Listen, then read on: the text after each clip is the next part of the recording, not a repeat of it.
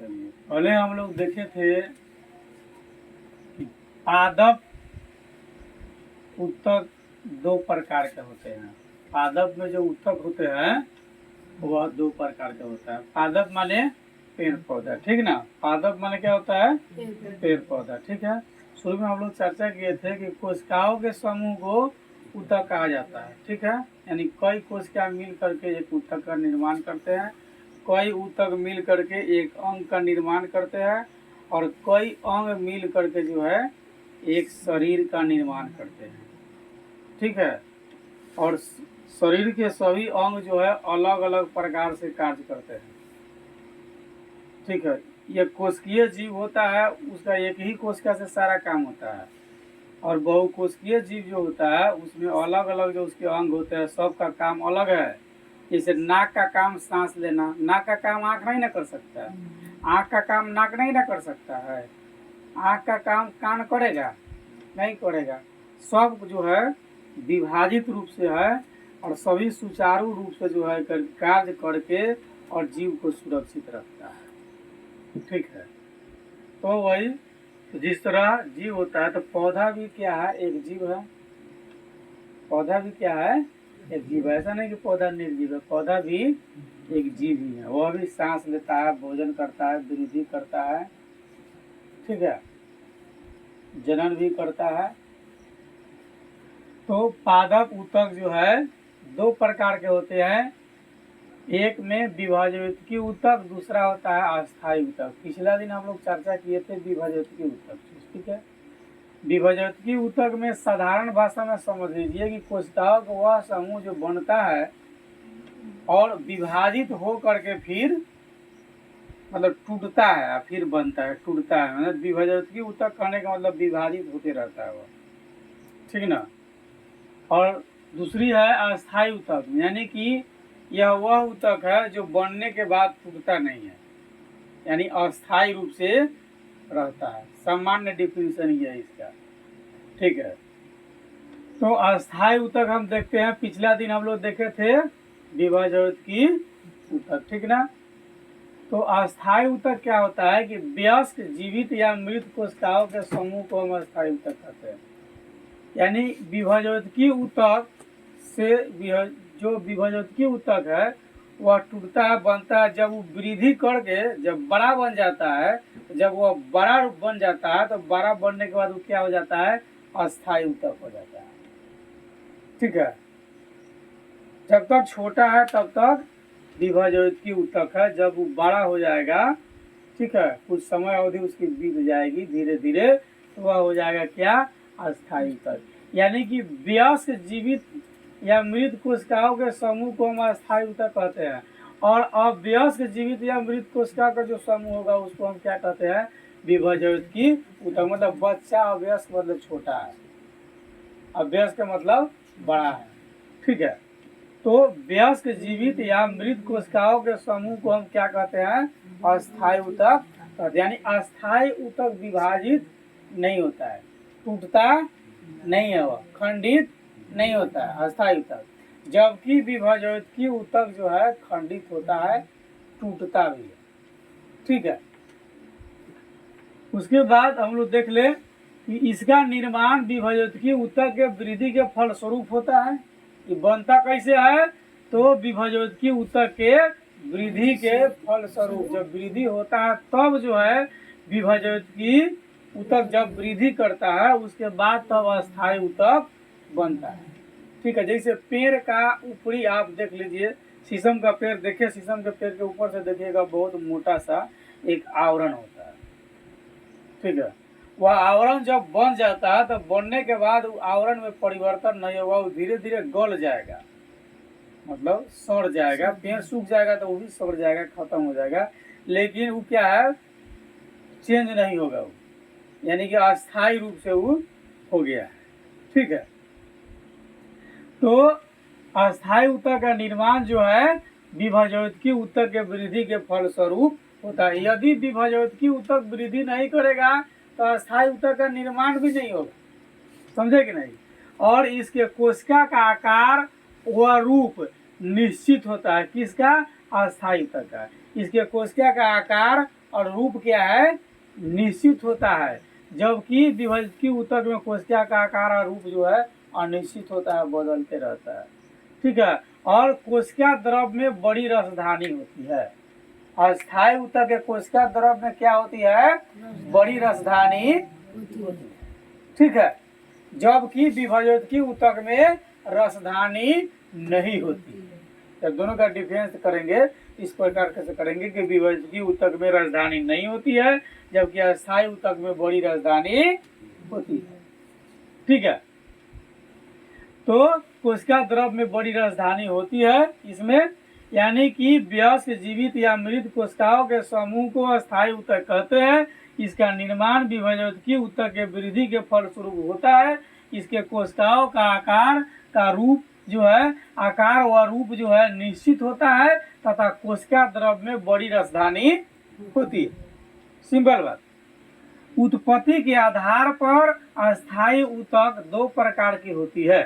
उत्पत्ति के आधार पर अस्थायी ऊतक दो प्रकार के होती है। एक प्राथमिक अस्थायी ऊतक, ठीक है, प्राथमिक ऊतक, दूसरा द्वितीय ऊतक, या उसको हम कह सकते हैं प्राथमिक अस्थायी ऊतक या द्वितीय अस्थायी ऊतक। थोड़ा शॉर्ट में उसको लिख दिया। तो प्राथमिक अस्थायी ऊतक क्या है, तो इस ऊतक का निर्माण शीर्षस्थ व अंतर्वेशी द्विभाजक ऊतक से होता है। अब होता है कि आप समझेंगे शीर्षस्थ अंतर्वेशी द्विभाजक ऊतक क्या होता है, या विभाजक ऊतक क्या होता है। यह एक पौधा का आकृति है। ठीक है। क्या है यह एक पौधा का आकृति है। आप इसको सुस्पष्ट तरीके से देख लीजिए कि क्या है, यह एक पौधा की आकृति है। ठीक है। यह सबसे ऊपरी सिरा जो देख रहे हैं आप, ये शीर्षस्थ विभाजक ऊतक है, यानी कि विभाजित ऊतक है। क्या है, शीर्षस्थ विभाजक ऊतक है। अलग करेंगे तो विभाज्य ऊतक हो जाएगा। ठीक है। इसको हम कहते हैं विभाज्योतक। ठीक है। ऊपर का है शीर्षस्थ विभाज्योतक। ठीक है। उसके बाद में ये जो देख रहे हैं बीच का भाग, ये क्या है, कठोर है। ये ऊपर का ये सब आवरण है। ऊपर का क्या है, आवरण है। ये बीच का क्या है, कठोर होगा, ज्यादा दृढ़ होगा नहीं। तो ये क्या है, पार्श्वस्थ विभाज्योतक। पार्श्वस्थ विभाज्योतक है। ठीक है। यानी कि पार्श्व यानी कि बीच में है। ठीक है। उसके बाद में ये देख लीजिए आप, इस प्रकार के होते हैं पौधे में। ठीक है। फिर धीरे धीरे धीरे धीरे बड़ा हो जाएगा। यह अंतर्वेशी विभाज्योतक है। ठीक ना। यह एक पौधा है, सबसे ऊपरी भाग शीर्षस्थ। ठीक है। लकड़ी पेड़ का बीच का भाग जो है पार्श्वस्थ हो गया, और इसके अगल बगल में जो थोड़ा मोड़ा जो कठोर चीज जो होता है वह अंतर्वेशी। ठीक है।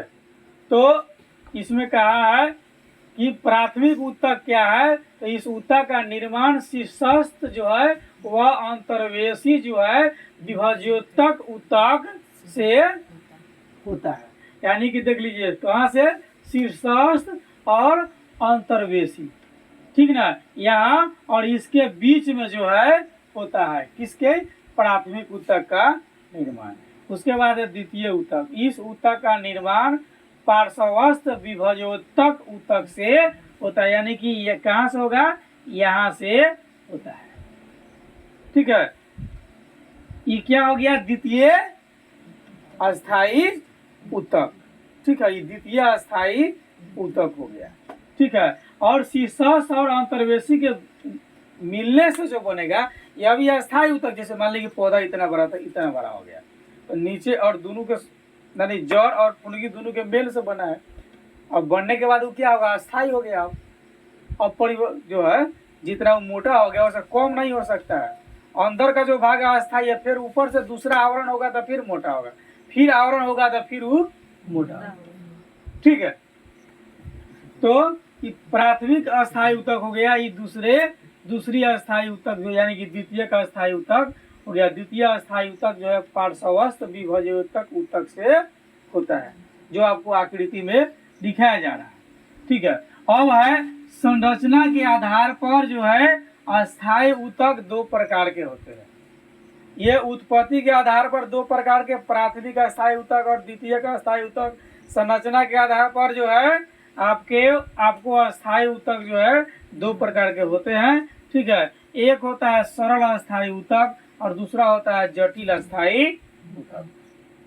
ठीक है ना, संरचना के आधार पर जो है आपको अस्थायी ऊतक दो प्रकार के होते हैं ना, एक सरल अस्थायी ऊतक और दूसरा जटिल अस्थायी ऊतक। अब इस नाम से ही पता लगता है कि एक सरल कोशिकाओं के समूह से होगा और दूसरा कठोर कोशिकाओं के समूह से। जटिल माने ज्यादा कठोर स्ट्रॉन्ग का होगा। ठीक है, विस्तृत हम लोग देखते हैं कि सरल अस्थायी ऊतक जो है यह सरल कोशिकाओं का बना होता है। इसकी कोशिका क्या होती है? सरल। ठीक ना, नॉर्मल सामान्य रूप का होता है। ठीक ना, इसमें क्लोरोफिल पाया जाता है। तो जब क्लोरोफिल पाया जाता है तो भोजन खुद बनाएगा। जिन जिन मतलब कि वस्तुओं में क्लोरोफिल पाया जाता है वो अपना भोजन खुद बना लेगा। जिसमें क्लोरोफिल नहीं है वो नहीं बनाएगा, क्योंकि क्लोरोफिल प्रकाश संश्लेषण अभिक्रिया के द्वारा अपना भोजन बना लेगा। ठीक है, तो यह जो है सरल अस्थायी ऊतक या सरल कोशिका का बना होता है और इस प्रकार के कोशिकाओं में क्लोरोफिल पाया जाता है। इसके कोशिकाओं के बीच में अंतर कोशिकीय स्थान जो है अलग अलग होता है, किसी में कम होता है, किसी में ज्यादा होता है, किसी में अधिक होता है, किसी में कम होता है। ठीक है, तो जिसमें जो है अंतर कोशिकीय स्थान जो है बहुत कम होगा वो ज्यादा कठोर होगा।